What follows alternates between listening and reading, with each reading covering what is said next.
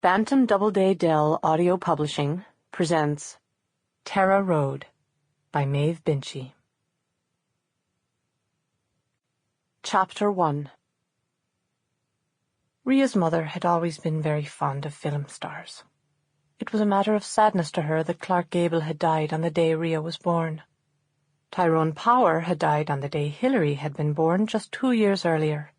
But somehow that wasn't as bad. Hilary hadn't seen off the great king of cinema, as Ria had. Ria could never see Gone with the Wind without feeling somehow guilty. She told this to Ken Murray, the first boy who kissed her. She told him in the cinema, just as he was kissing her, in fact. "You're very boring," he said, trying to open her blouse. "I'm not boring," Ria cried with some spirit. "Clark Gable is there on the screen, and I've told you something interesting. A coincidence. It's not boring." Ken Murray was embarrassed, as so much attention had been called to them. People were shushing them and others were laughing. Ken moved away and huddled down in his seat as if he didn't want to be seen with her. Ria could have kicked herself. She was almost 16. Everyone at school liked kissing, or said they did. Now she was starting to do it, and she'd made such a mess of it. She reached out her hand for him. "I thought you wanted to look at the film," he muttered. "I thought you wanted to put your arm round me," Ria said hopefully. He took out a bag of toffees and ate one, without even passing her the bag. The romantic bit was over.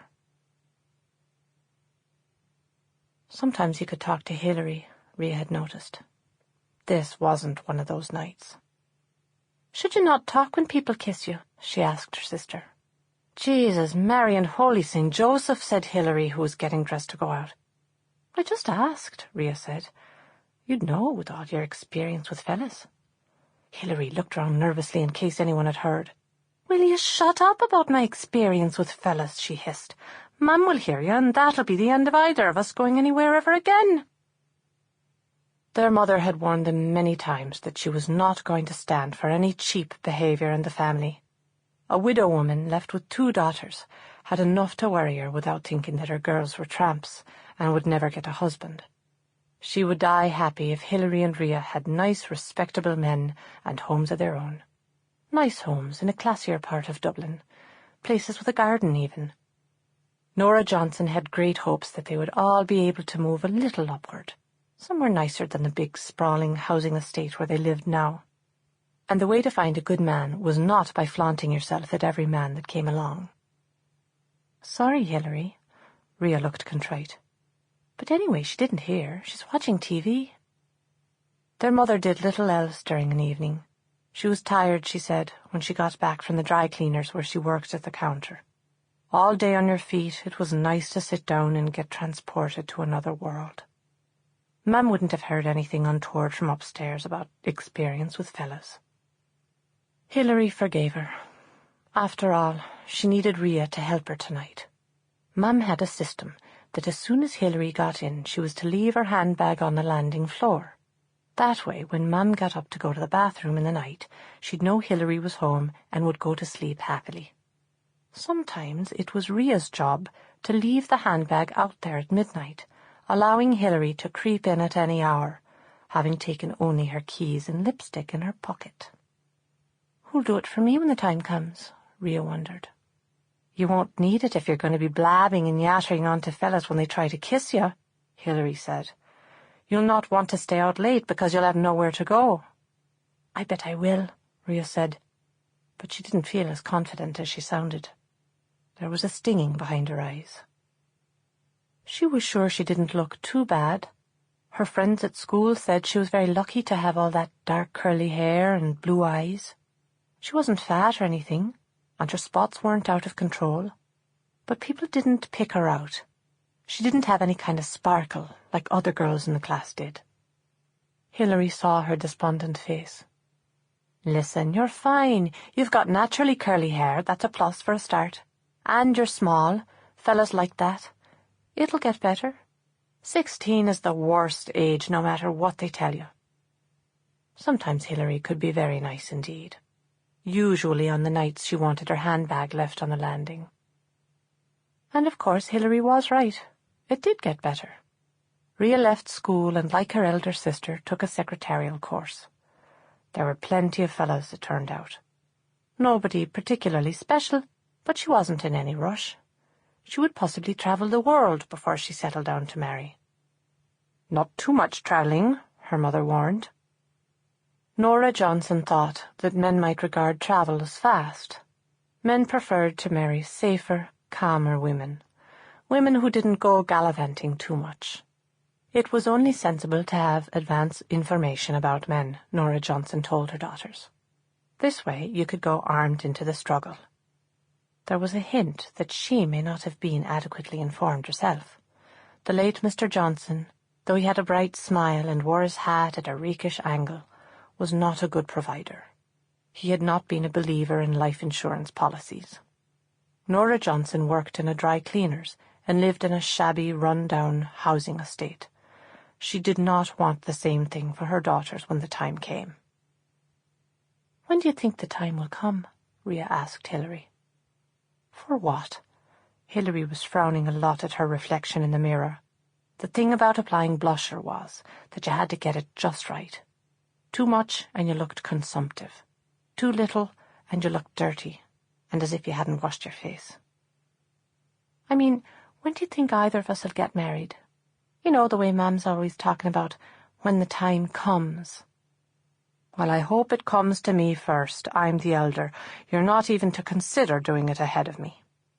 "No, I have nobody in mind. It's just, I'd love to be able to look into the future and see where we'll be in 2 years' time. Wouldn't it be great if we could have a peep?" "Well, go to a fortune teller then if you're that anxious." "They don't know anything." Rhea was scornful. "It depends. If you get the right one, they do. A lot of the girls at work found this great one. It would make you shiver the way she knows things." "You've never been to her?" Rhea was astounded. "Yes, I have actually, just for fun. The others were all going. I didn't want to be the only one disapproving." And what? What did she tell you?" "Oh, don't be mean, go on." Rhea's eyes were dancing. "She said I would marry within 2 years. Great, can I be the bridesmaid?